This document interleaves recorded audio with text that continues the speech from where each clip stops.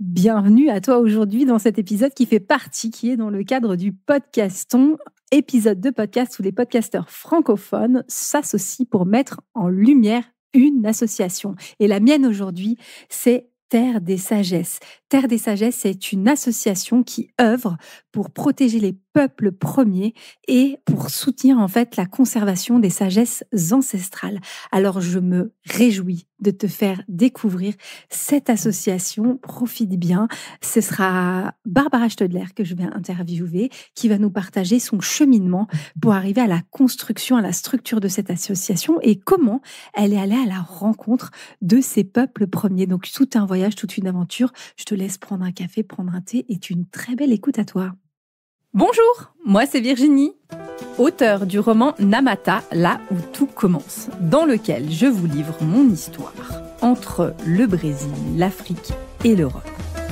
Initiée dans une tradition afro-brésilienne depuis plus de 10 ans, je suis aujourd'hui accompagnatrice spirituelle multiculturelle. J'invite chacun et chacune à initier son pèlerinage intérieur pour trouver sa propre foi. Dans ce podcast, on parle religion, spiritualité sans langue de bois, sans tabou et dans le respect indispensable des croyances de chacun. Alors aujourd'hui, j'ai le grand honneur, le grand plaisir d'accueillir sur le podcast Barbara. Alors Barbara, on la connaît en Suisse, donc pour les auditeurs français, elle va se présenter évidemment. J'avais vraiment à cœur de vous partager son travail. Pourquoi ? Parce que quand on parle de spiritualité, on est souvent perché dans les nuages et il y a peu de personnes qui vont parler de spiritualité et l'ancrer dans des projets dans la matière. Et c'est ce que j'apprécie dans le travail de Barbara, c'est-à-dire qu'il y a une vision profondément spirituelle, mais comment on agit ici et maintenant. Donc, j'ai le grand plaisir d'accueillir Barbara. Bonjour Barbara. Bonjour. Barbara, est-ce que tu peux nous présenter, donc tu es une femme d'action déjà, ça c'est sûr, tu es une femme qui donne la vie, à des enfants, à des projets. Est-ce que tu arrives à nous présenter un petit peu ton parcours avant d'arriver au cœur de ce qu'on va parler, à Terre de Sagesse? Donc Barbara, quel est ton cheminement? Qui tu es pour arriver à cette création d'association Terre de Sagesse? Alors, d'abord, je suis une amoureuse de la Terre, je pense, de manière vraiment immense. Et puis, depuis toujours, je me sens reliée à la conscience collective. Et donc, c'est deux aspects qui ont guidé ma vie, avec très jeune une tristesse, voire une déception quand j'ai eu 13 ans, où j'ai vu vraiment le fonctionnement de notre civilisation, où vraiment le pouvoir, l'argent et peut-être certain égocentrisme ou égoïsme guidait la structure de la civilisation. Et là, il y a eu, donc à cet âge-là, à 13 ans, un engagement de ma part qui était aussi un engagement de survie, parce que dans ce monde que je voyais, j'avais de la peine à m'y projeter. Et donc, il y a eu un engagement de ma part dans le sens, si je suis sur cette terre, si je suis dans cette société, je veux contribuer à rendre ce monde plus doux et plus juste et plus harmonieux pour les humains et évidemment pour le vivant dans son ensemble.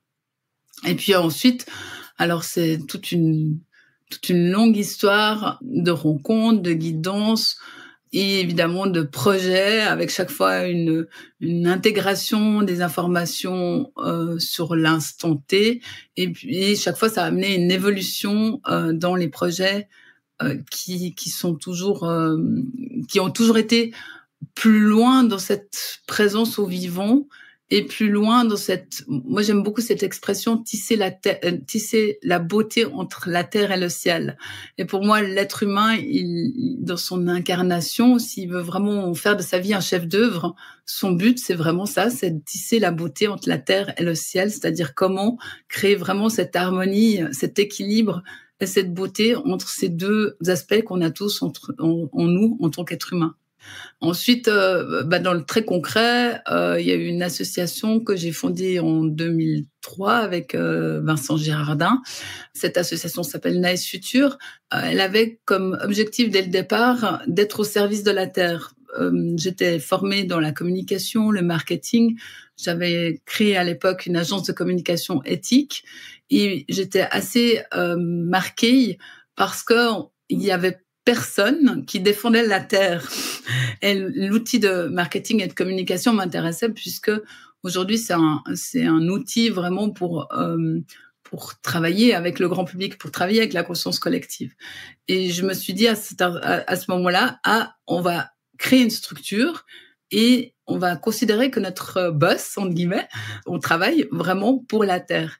Et de là sont nés de nombreux projets comme le Festival de la Terre, le G21 Sustainability Forum, le Slow Design, et aussi des publications comme les premiers guides du shopping éthique, guide du tourisme durable, de l'habitat durable, enfin toutes sortes d'outils qui pouvaient accompagner, toujours de manière joyeuse, parce que je crois que l'être humain, quand il est connecté à lui-même, il est dans la joie. C'est vraiment pour moi, la joie, l'enthousiasme, c'est quelque chose qui est comme le feu ou le moteur intérieur. On en a besoin. On en a besoin pour avoir envie d'agir. On en a besoin pour aussi réveiller notre âme. Donc, toujours dans cette dimension-là et en fonction de où était la conscience collective et qu'est-ce qui me paraissait important à mettre en œuvre dans l'instant T. Et puis, il y a maintenant 10 ans, un jour, c'était un chef d'un peuple qui s'appelle le peuple Surowi, qui est venu avec un Suisse, en fait, qui avait une association qui s'appelle Aquaverde. Il est venu à ma porte en me disant, Barbara, on a besoin de toi. Et donc, c'était un chef d'un peuple qui est en Amazonie brésilienne. Donc, déjà, cette rencontre, elle a été bouleversante parce que pour moi, à ce moment-là, je me suis rendu compte, parce que j'ai la faculté de capter un petit peu l'énergie, la présence, tout ce que vit quelqu'un d'autre, et en ressentant les différentes dimensions que vivait et qui habitait Almir Souroui, c'était ce cacique, je me suis rendu compte qu'il y avait une dimension de présence au vivant que j'avais pas perçue chez les Européens. Et là, c'était comme un nouveau champ de conscience, une nouvelle exploration de perception qui s'est mise en place en moi, à l'intérieur de moi. Et puis évidemment, un grand nombre d'actions aussi reliées à moi je les appelle les gardiens de la terre ou les détenteurs de savoirs ancestraux, mais vraiment qui vivent encore en autarcie dans la nature et qui ont cette connexion profonde avec le vivant. Et donc voilà, de là est découlé en 10 ans de nombreux projets, de nombreuses rencontres. J'ai essayé de favoriser vraiment la rencontre entre les personnes appelées en Europe par l'écologie, donc les pionniers de l'écologie dans de nombreux domaines, et les peuples, ces gardiens des savoirs ancestraux. Donc j'ai organisé des événements qui allaient dans ce sens-là, comme au Cœur des Temps ou l'Université du Vivant. J'ai essayé aussi le plus possible de les aider, c'est-à-dire de les amener dans des lieux des lieux de pouvoir, entre guillemets, qui pouvaient peut-être contribuer, parce que faut pas oublier que leur situation chez eux est souvent dramatique, donc ils pouvaient peut-être contribuer à changer la donne. C'était un peu une déception, je dois avouer, mais je les ai amenés dans des événements comme le G7 de l'environnement ou des choses de ce type-là. Et puis, depuis maintenant 3 ans, je les accompagne un peu au-delà de notre monde dans leur prophétie. Parce que je comprends de mieux en mieux à quel point leur vision du monde, on a notre vision du monde depuis l'Occident, et eux, ils ont leur vision du monde, et ils sont pas, comme on pourrait le croire, des victimes seulement de notre système. Ils sont aussi des acteurs en train de concevoir le futur. Et ça, pour moi, ça a été vraiment, ça a commencé avec la rencontre qu'il y a eu à Brasilia, qui s'appelait l'Alliance des gardiens de Mère Nature, qui était une rencontre voulue par Raoni.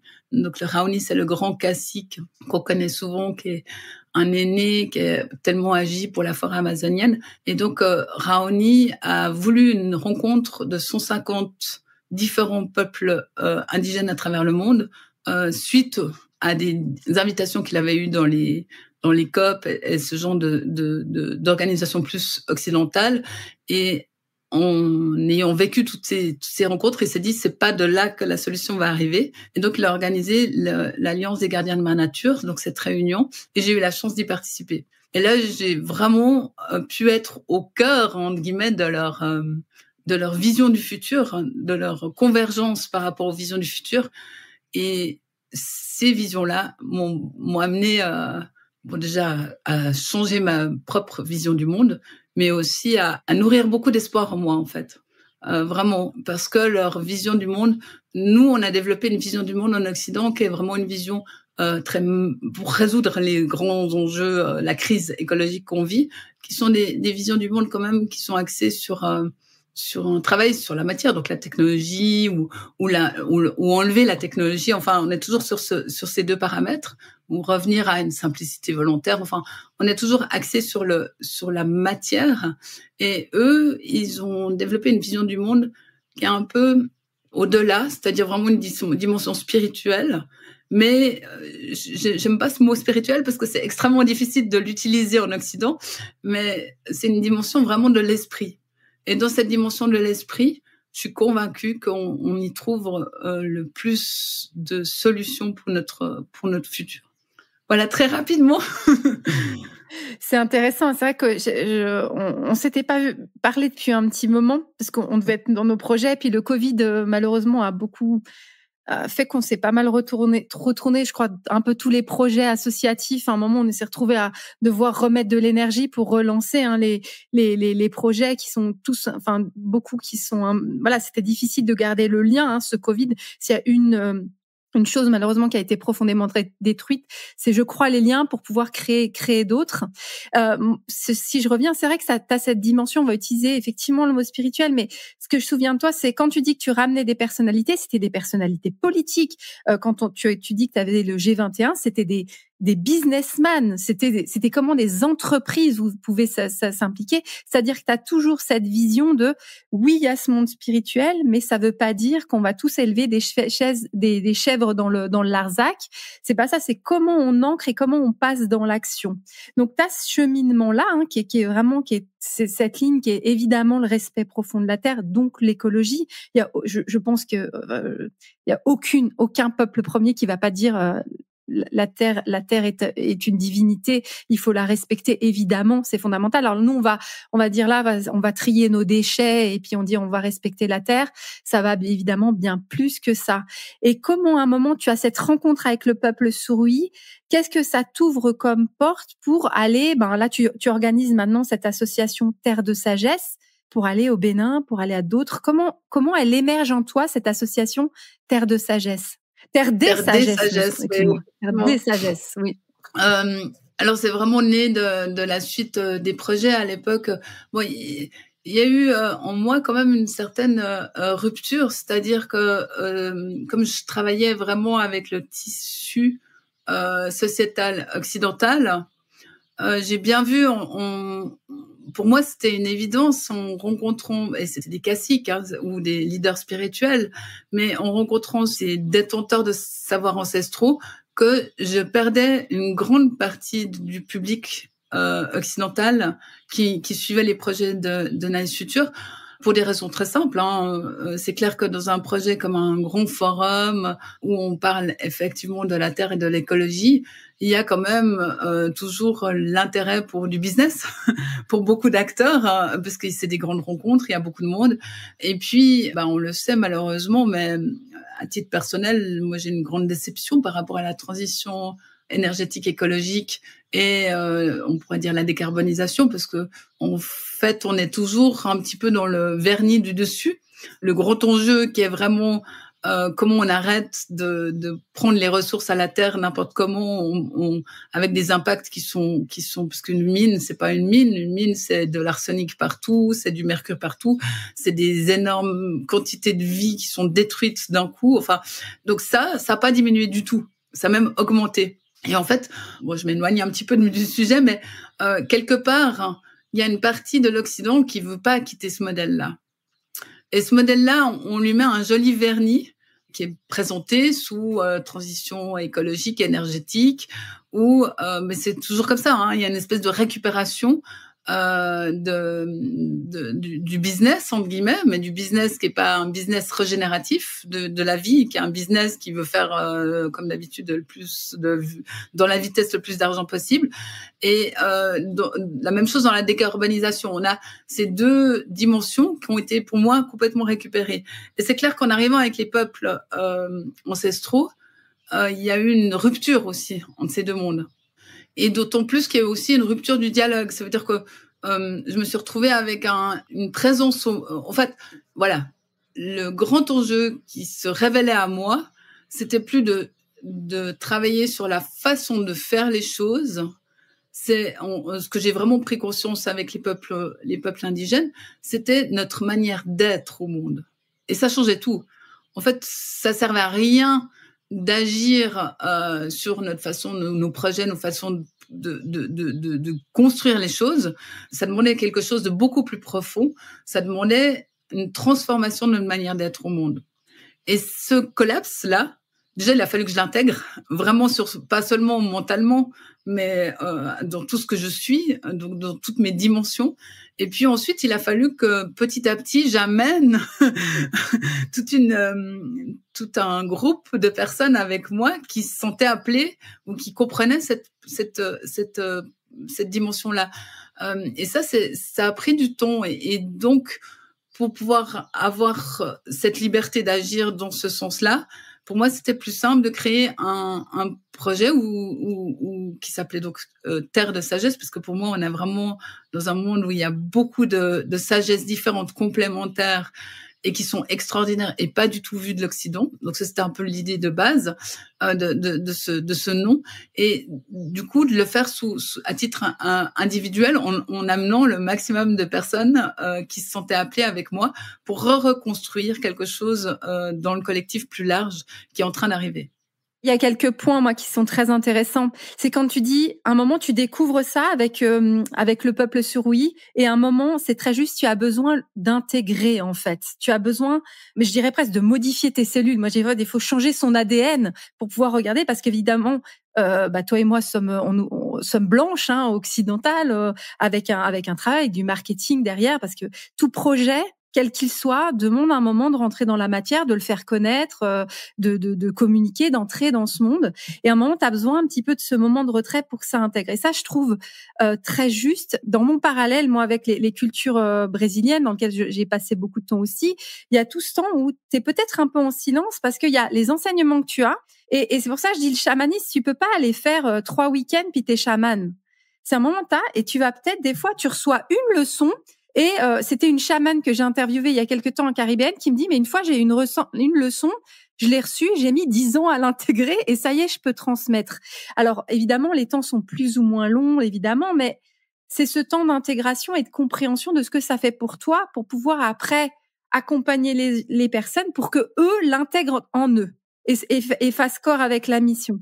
C'est clair que de mon côté, à titre donc du côté Barbara, pour moi, c'était des profondes transformations. C'était vraiment si j'ose dire ça comme ça, mais la mort. Alors, j'étais déjà vraiment consciente qu'on jouait des personnages, entre guillemets. Mais j'ai vraiment vu le personnage que Barbara. En plus, comme j'avais une certaine reconnaissance publique, les projections. Donc j'ai vu vraiment toutes les projections qu'on amenait sur moi et la mort de ce personnage-là qui m'a pas beaucoup dérangée, mais qui était vraiment cette conscience moi, j'ai toujours ma perception qui me paraît la plus juste, c'est qu'on a un tube d'énergie. Et puis, la manière la plus juste, c'est de laisser passer l'information sans rien retenir, sans rien identifier, en laissant vraiment ce canal le plus ouvert possible. Et donc, tout ce personnage de Barbara, il a fallu d'abord le détruire, le voir. Alors, j'étais déjà assez OK avec ça, mais c'était quand même un petit choc de voir que j'avais quand même mis quelques petites constructions dessus. Et puis ensuite, effectivement, ce chemin par exemple, en Occident, on parle beaucoup de l'interrelation, l'interdépendance, parce que j'étais après beaucoup en Amazonie, un petit peu au Bénin. J'ai été vraiment me baigner dans ces cultures et de ressentir tout à coup une fourmi, un arbre qui vient me donner une information d'une pertinence extrême et qui vient m'aider, vraiment littéralement me soutenir à un moment où je me sens en fragilité. Ça, c'était encore un autre cheminement, c'est de passer d'une conception mentale des choses qui ont été exprimées souvent en Occident, comme l'interdépendance, l'interrelation, en comprenant, en sentant à quel point parfois même ma conscience, elle pouvait être délocalisée. Elle était reliée à un tout, et parfois il n'y avait aucune importance. Le petit personnage, en guillemets, délimité de Barbara, il n'avait pas tant d'importance que ça, dans quelque chose qui était plus grand. Il y a eu de nombreuses prises de conscience de ce type-là qui étaient fascinantes, mais qui étaient déjà mentalement intégrées en Occident, mais qui ont été amenées jusqu'aux cellules, effectivement, comme tu le dis, ou à travers tous les sens, sur une information qui était beaucoup plus profonde. Et ça, effectivement, c'est compliqué à exprimer parce que, en Occident, on parle que sur ce plan-là. On est toujours en train de dialoguer uniquement sur ce plan-là. Ça, c'est peut-être quelque chose qu'il faudrait, que je pense qu'on devrait réapprendre, parce que je pense qu'il y a un déséquilibre, c'est à réapprendre à communiquer vraiment sur le point de vue, sur le plan du cœur, qui nous ouvre d'ailleurs plein de perceptions beaucoup plus fines, comme la télépathie ou des choses comme ça qui deviennent naturelles quand on communique sur le plan du cœur. Et puis, sur le plan, je vais l'appeler des tripes, mais je sais pas comment l'appeler, extrasensoriel. C'est vraiment à travers nos sens.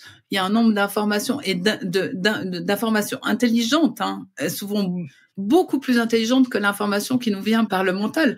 Mais ça, c'est extrêmement compliqué à transmettre, effectivement, parce qu'en Occident, on a l'habitude de transmettre que sur ce plan-là et sans l'expérience. Donc ça, c'est aussi une des choses qui est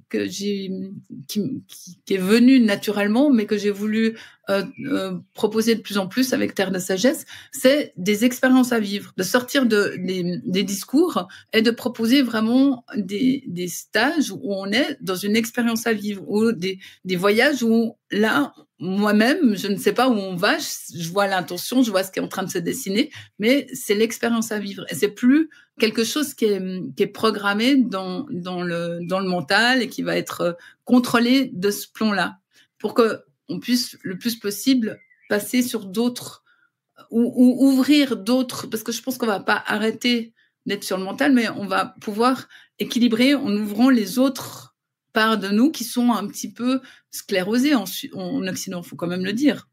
C'est très juste, c'est vraiment ça. Puis ce que j'aime là aussi dans ton partage, c'est, alors je le précise pour ceux qui sont la communauté francophone, c'est toi, tu étais une personnalité suisse qui pouvait donc dans cet engagement écologique mobiliser des politiques, mobiliser la presse. Tu étais effectivement tu es une personnalité publique.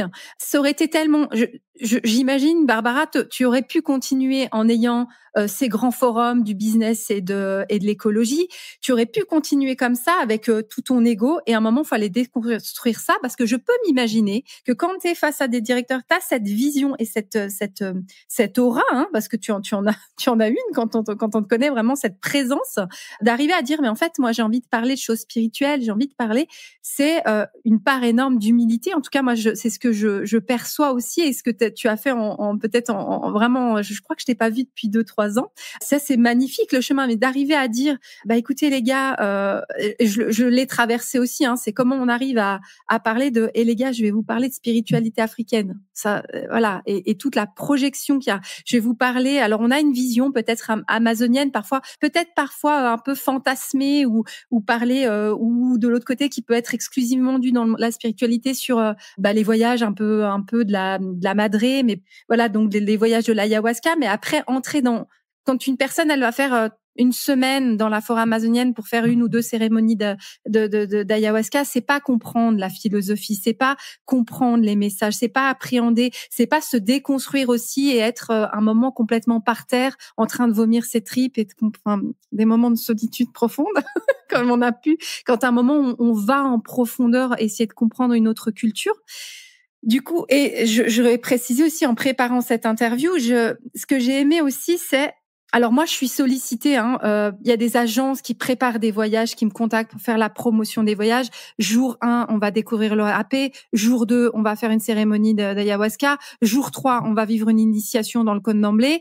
Voilà, vous êtes un grand sage en 7 jours, c'est pas ce que tu proposes. Et dans le descriptif des expériences et et des voyages qu'on peut faire avec toi, c'est de loin pas ça. Effectivement, il y a pas de il y a un fil rouge, il y a une intention, mais si tu proposes cette expérience-là, et c'est ce qui m'a profondément touchée, en tout cas dans ce que tu proposes sur ton site internet. Est-ce que tu as déjà accompagné sur un voyage? Est-ce que tu as un projet de voyage bientôt? Qu'est-ce qui se trame pour toi? Après, il y a toujours, il y a toujours ce que moi j'ai envie de faire et tout à coup, il y a ce que la vie m'appelle à faire. Moi, je me suis vraiment le plus possible mis au service de la vie. Là, il y a un voyage tout prochainement qui m'amène à aller en Amazonie, mais c'est plus pour faire un film. Il y a une urgence pour les Unicui. L'idée, c'est vraiment de les aider à démarquer 100 000 hectares. Alors après, bon, on pourrait faire un autre podcast sur les grands enjeux que vivent les peuples d'Amazonie, où là, moi, j'essaie vraiment de les accompagner à sauver leurs terres et à reforester. Et donc là, c'est dans ce cadre-là. Ensuite, je vais en automne, effectivement. Alors là, c'est par contre ouvert à tous ceux qui se sentent appelés. C'est un voyage au Bénin, pays du vaudou. Et là, on va avec Apollinaire Ossou-Lio, qui pour moi, alors je vais le dire depuis comment moi je le vis et comment je le perçois, mais Apollinaire Ossou-Lio, si vous connaissez Sainte Teresa, c'est Sainte Teresa, mais version homme au Bénin. C'est quelqu'un de absolument extraordinaire, un prince d'un peuple au Bénin, et lui nous amène vraiment à vivre, à rencontrer les communautés. Donc c'est toutes des communautés qui ont encore tout cet ancrage par rapport à leur sagesse ancestrale. Et de nouveau, enfin, je vais quand même préciser, pour moi, la force des peuples ancestraux, qui vivent encore de manière traditionnelle par rapport à la terre, c'est qu'ils ont un ancrage par rapport à la terre et au ciel. Ils ont vraiment chaque fois ces deux plans qui sont complètement présents. C'est pas des gens hors sol. Tout ce qu'ils vont rencontrer dans la vie est sacré. C'est simplement une définition qu'on pourrait dire assez simple chez un peuple ancestral, c'est que tout ce qui va voir, un arbre, un animal, une plante, un lieu, a une dimension sacrée. Et donc ça implique le respect, ça implique l'écoute. D'abord l'écoute avant de décider quoi faire, et la sensibilité, c'est quelque chose que donc on a vraiment ce pont entre les deux mondes. Et donc au Bénin, il y a vraiment de nombreuses communautés qui vont avoir différentes relations avec différents éléments, je vais dire ça comme ça, par exemple différentes forêts ou oiseaux. Et là, on a la chance avec Apollinaire de pouvoir aller vraiment au cœur des communautés. On est accueillis comme des hôtes privilégiés, donc dans toute cette bienveillance et cet amour. Le Bénin, c'est une terre de joie. Il y a cette terre rouge, ça pulse, ça chante, ça danse. Il y a les couleurs, et c'est une façon de pouvoir rencontrer ce vaudou qui a été tellement... Moi-même, j'avais un peu peur de cette histoire du vaudou, là. J'avais tous ces préjugés que je recevais en pleine figure. Et quand j'étais là-bas, je me suis dit, mais c'est quoi ce truc? En fait, j'ai retrouvé... Alors, je connais beaucoup plus la culture amazonienne, mais j'ai retrouvé les mêmes logiques, les mêmes présences par rapport aux dimensions spirituelles, les mêmes liens avec certains arbres, avec la forêt, le même respect, les mêmes processus spirituels que je vais trouver en Amazonie, et qui sont toujours bien collés à la terre, en fait. C'est vraiment toujours relié au vivant. Et ça, c'est vraiment quelque chose qui m'a tellement surpris en allant au Bénin, mais qui m'a tellement enchantée.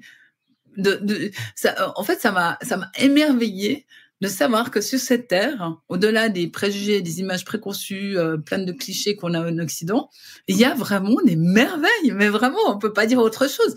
C'est des mondes merveilleux, et je suis vraiment ravie que ça existe et qu'on puisse encore que ce soit encore présent. C'est pas une histoire, c'est pas dans un conte de fées, c'est réellement là.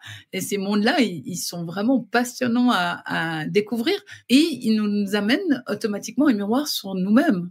Ça veut dire que tous les voyages nous amènent à nous revoir, à re-questionner, à repositionner nos choix de vie ici. Parce que souvent, nos choix, ils sont inconscients, ils sont reçus. On a été informés dès l'enfance, on a reçu nos programmations comme ça depuis nos parents, depuis la société. On les a pas réellement choisis. On les a intégrés, et puis après, on n'arrive plus à les voir.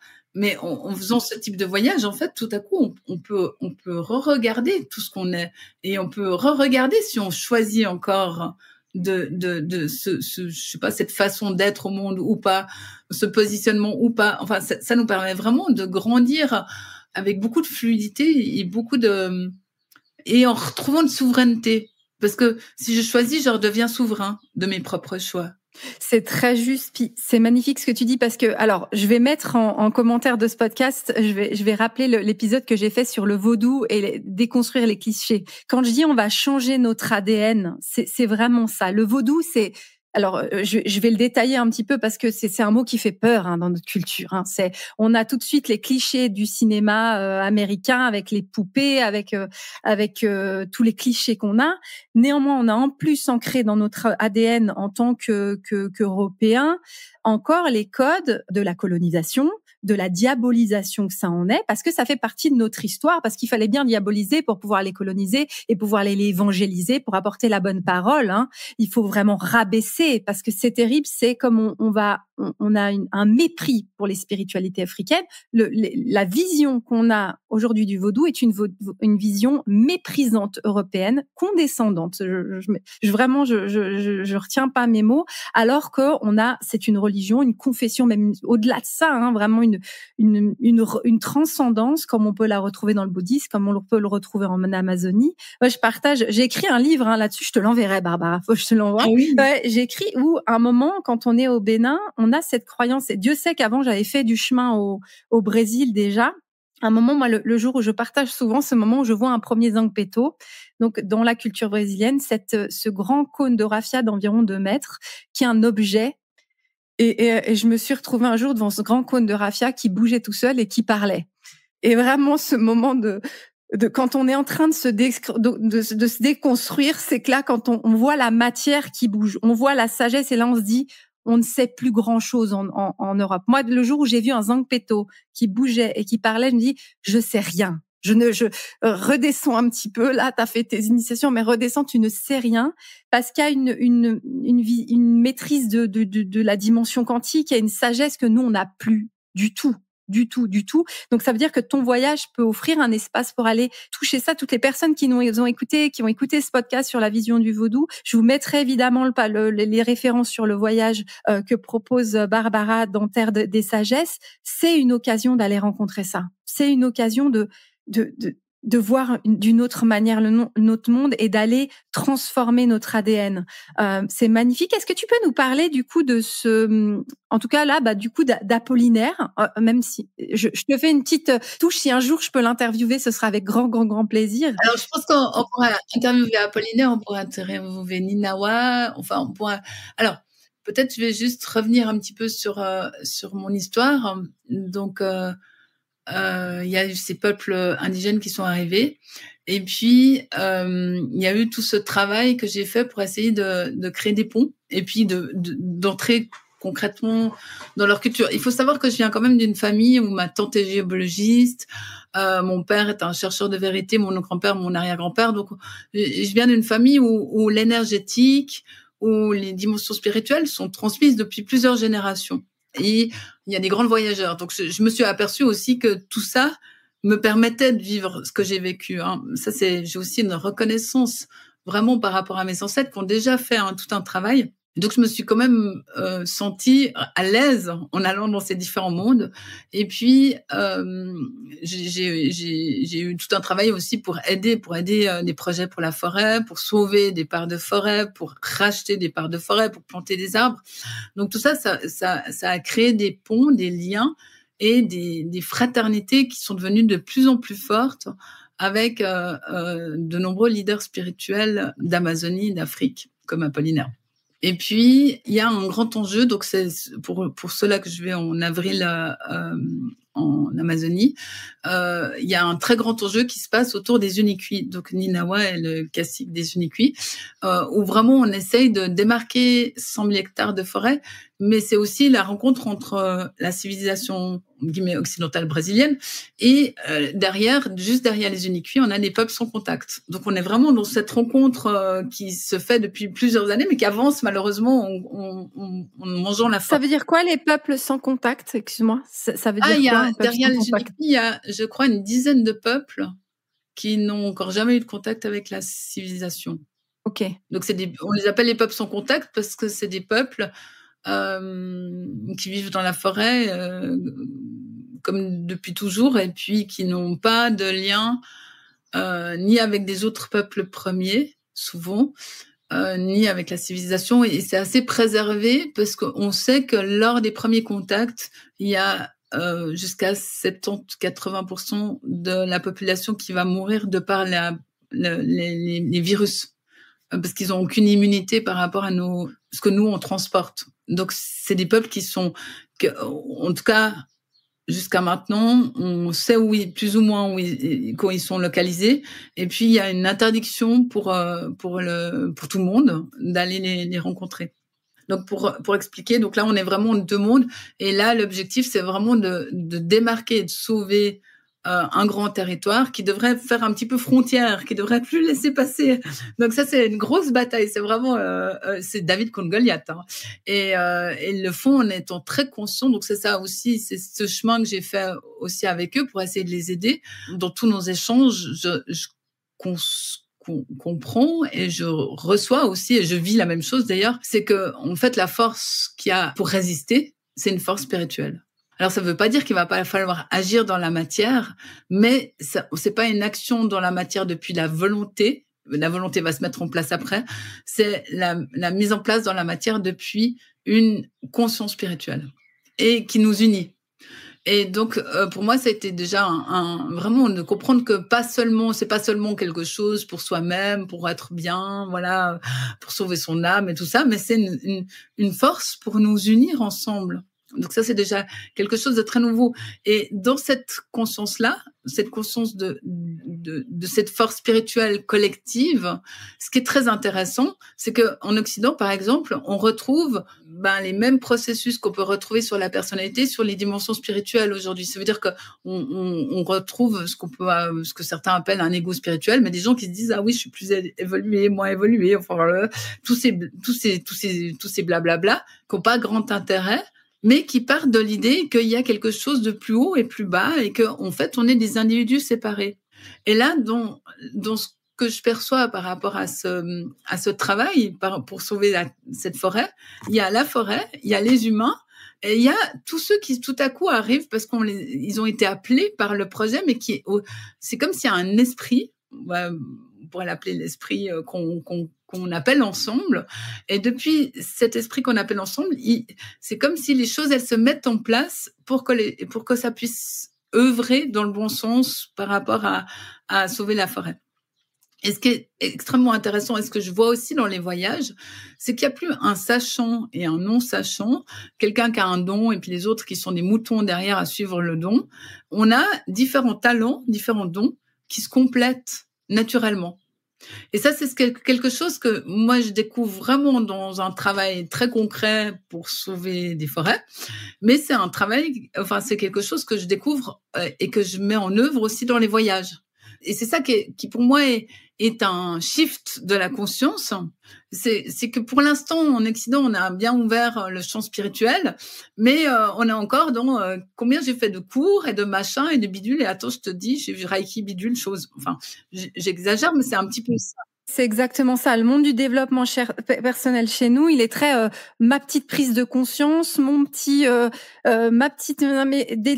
propres croyances. Et alors que la spiritualité dans les peuples premiers, on est dans la conscience du groupe. Tu peux faire une cérémonie qui n'est pas utile pour toi, mais elle est utile pour le collectif. C'est ça qui est important. Et c'est cette intention qu'il faut avoir, j'imagine, pour un voyage de partage avec toi.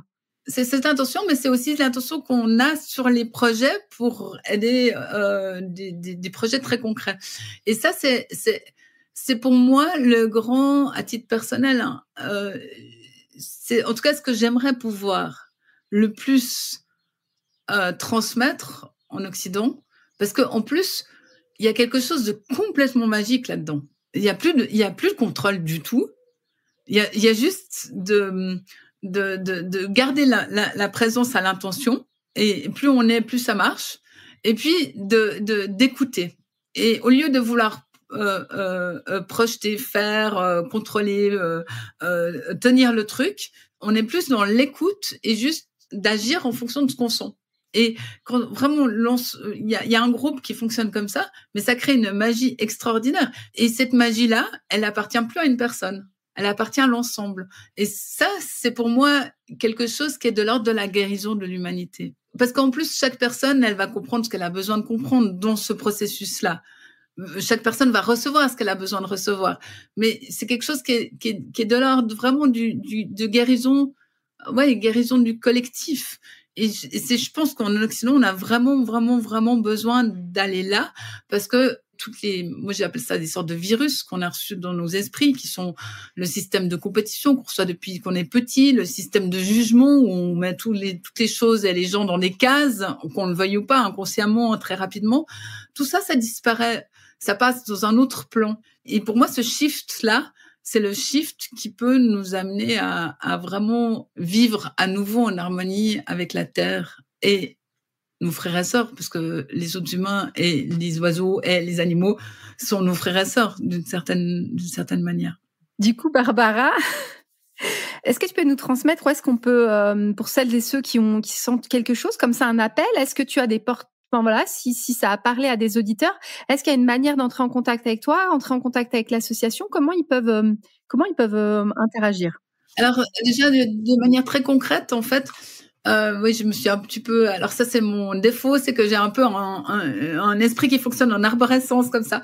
Mais de manière très concrète, j'étais sur la rencontre avec les peuples indigènes et le chemin que j'ai fait avec eux. Et depuis 3 ans, je les accompagne aussi dans leur prophétie. Ça, c'est juste magique et mystérieux. Et c'est des prophéties qui sont ancestrales. C'est des prophéties qui ont parfois 2000, 3000 ans, parfois on ne sait plus combien d'années. Et c'est des prophéties qu'on retrouve souvent sur plusieurs continents ou vraiment sur plusieurs communautés ou peuples qui n'ont rien à voir les uns avec les autres. Donc, c'est extrêmement passionnant de voir ça. Et puis là, pour eux, donc pour les peuples ancestraux, c'est vraiment le temps des prophéties. Ça veut dire que c'est plus le temps de les transmettre, c'est le temps de les vivre. Et moi, je les accompagne là-dedans. Donc, l'année passée, on a été notamment voir le Dalai Lama avec donc il y a un courant qui s'est mis ensemble, qui s'appelle le Grand Conseil de l'Aigle et du Condor, qui est vraiment des leaders spirituels d'Amérique du Nord et d'Amérique du Sud qui se sont sentis appelés et qui travaillent ensemble pour incarner cette prophétie qui, on ne sait pas combien d'années elle a, mais c'est ancestral, qui annonce que quand ces deux peuples, les peuples du Nord et les peuples du Sud, des peuples ancestraux, se mettront ensemble, on va vivre un temps très long de paix pour l'humanité, un changement, un shift de conscience.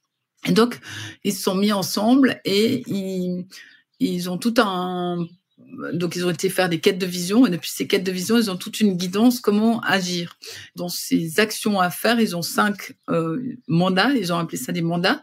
C'est préserver, restaurer certains lieux sacrés de la Terre, qu'on pourrait dire c'est comme des chakras de la Terre qui sont extrêmement importants pour le futur et pour la respiration de la planète. Et pour eux, la planète étant un corps vivant, c'est comme si l'état de conscience de l'humanité, puisqu'on en fait partie, ne peut évoluer que si ces chakras de la Terre sont préservés et sont nourris.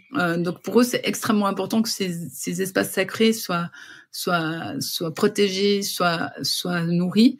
Ensuite, il y a vraiment de constituer des partages de transfert de savoir, de transmission de savoir. Et ça, c'est un petit peu ce que je fais aussi dans les événements et ils le font aussi, mais ils le font entre eux, entre les communautés. Ensuite, il y a aussi de retrouver les savoirs ancestraux. Et ça, c'est vraiment un travail important que je pense en Occident, on ferait bien de faire aussi. Et il y a de développer une espèce d'alliance mondiale des différentes spiritualités. Alliance ne veut pas dire être pareil. Pour moi, le mouvement d'être pareil, c'est le mouvement de l'intelligence artificielle. On crée soi-disant une vérité, mais c'est pas la vie, elle est pas comme ça. La vie, elle est une forêt et tout est différent. Chaque chose est différente. Mais par contre, si on regarde depuis la façon dont les choses elles sont vues depuis les peuples ancestraux, c'est que chaque peuple a reçu un don, un talent. Et puis en se rencontrant, on peut se les partager, devenir plus ample en intégrant la réalité de l'autre.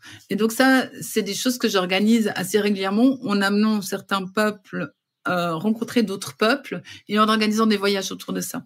Et ça, c'est aussi un voyage qui aura lieu en décembre l'année prochaine.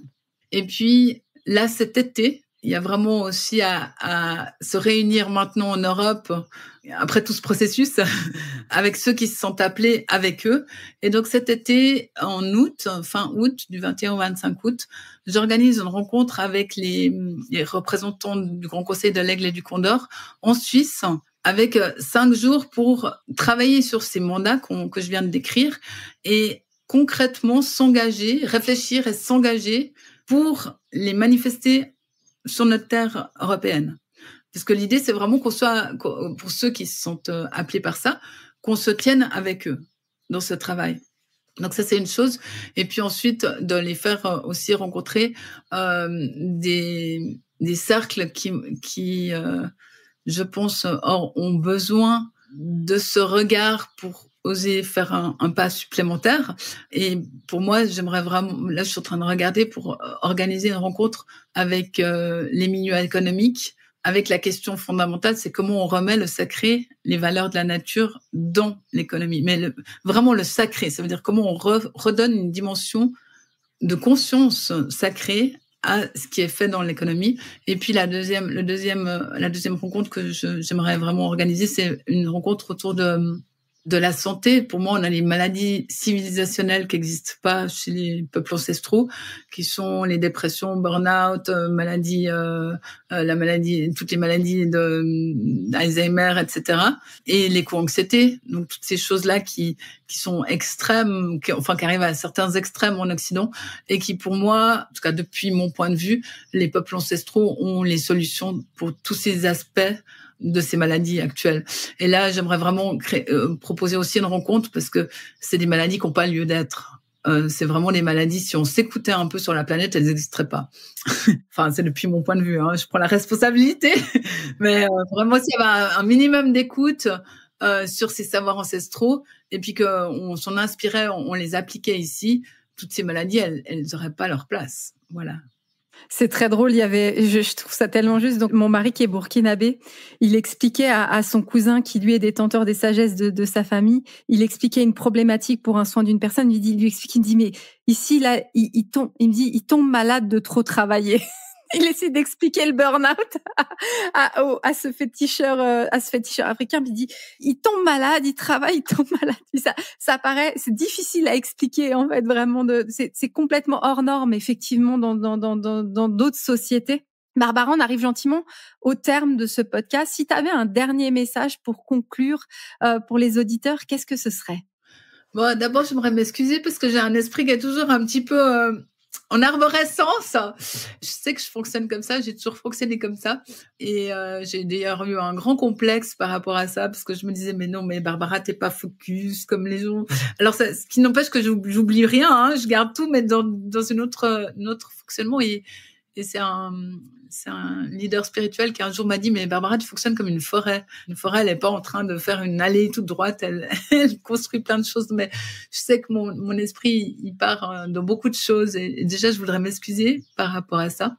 Je pense que les rythmes naturels qu'on a tous en soi, comme les éléments, c'est-à-dire l'eau, la terre, le feu, l'air, sont des ressources qu'on devrait reconsidérer.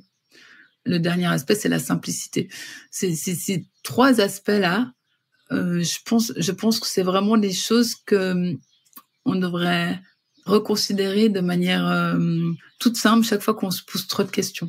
Si je devais faire une synthèse un petit peu, c'est que on a complexifié de manière extrême le monde à travers la petite machine du mental, là, dans notre cerveau. Mais dès qu'on lâche un peu ça et qu'on revient dans un jardin à re-regarder à travers la simplicité, les éléments et la beauté, on retourne très vite à un calme et à une inspiration, à une guidance.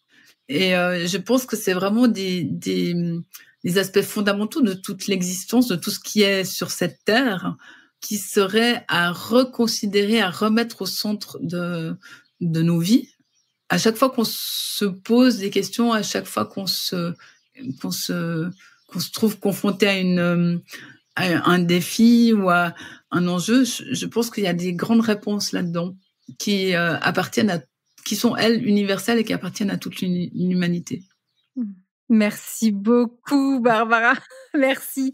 Alors, moi, il y a nul besoin de t'excuser. J'espère que même au-delà de nos mots, en fait, nos auditeurs, ils ont pu ressentir l'énergie, là, vraiment ressentir ce qui se passe à ce moment-là et transcender même nos petites Barbara et Virginie pour se connecter vraiment à plus grand et à tout ce qui est en train de bouger, de se mettre en mouvement et peut-être à une forme d'urgence de se mettre en mouvement et de se reconnecter. Je te remercie profondément, Barbara. Je te remercie vraiment pour ce partage. Il y aura d'autres épisodes. Il y en aura d'autres. Le rendez-vous. Avec joie. Oui, oui. Et puis alors vraiment, ceux qui veulent suivre les projets, je pense que tu mettras les 2 sites. Je mettrai tous les liens, oui. Si quelqu'un sent un appel pour venir en Amazonie urgent, c'est possible en avril, mais ça va être un voyage vraiment dédié à filmer la réalité de ce qui se passe là-bas. Et puis, les projets de cet été, il y a toute la communication qui suivra. Tous ceux qui se sont appelés sont les bienvenus, évidemment. Merci beaucoup, Barbara. Je mettrai effectivement tous les liens en dessous de ce podcast. Merci pour tout.